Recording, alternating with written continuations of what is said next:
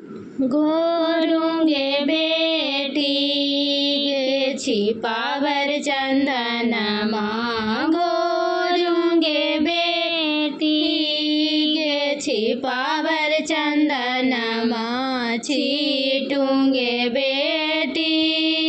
गे पापा जी का दरवाजा छीटूंगे बेटी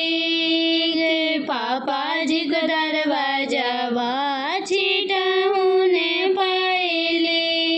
कि पापा जी का दरवाजा छीटूं ने पायली कि पापा जी का दरवाजा घोड़ा